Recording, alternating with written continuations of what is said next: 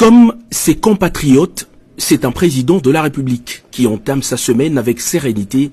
au lendemain d'une tentative de déstabilisation des institutions de son pays. Devant son ordinateur, le chef de l'État Félix Antoine Tshisekedi a rejoint en début de matinée de ce lundi la plateforme virtuelle à laquelle étaient connectés ses homologues de la SADC pour une réunion extraordinaire du sommet de chefs d'État et de gouvernement. Au cœur des discussions, la question de la sécheresse et des inondations causées par le phénomène El Niño. Mais dès les premières minutes de la réunion présidée par João Lourenço, président de l'Angola,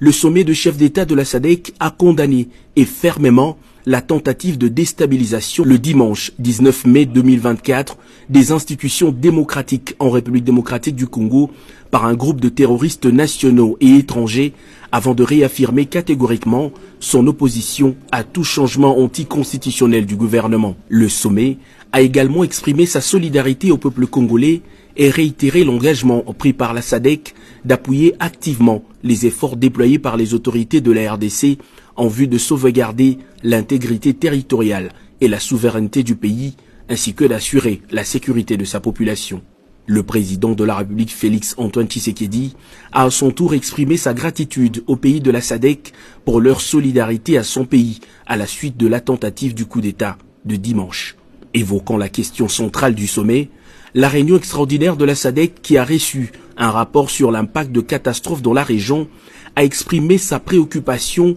au sujet de la crise humanitaire engendrée par la sécheresse et les inondations qu'El Niño a aggravées, avec pour conséquence plus de 61 millions de personnes touchées par le phénomène. Dans l'objectif d'augmenter les ressources nationales des États membres touchés auxquels fait partie la République démocratique du Congo, le sommet a lancé l'appel humanitaire régional de la SADC à plus de 5,5 milliards de dollars et a également déployé des efforts pour mobiliser des ressources auprès de partenaires nationaux, régionaux et internationaux afin de faire face aux répercussions de la sécheresse et des inondations auxquelles font face plusieurs pays du continent.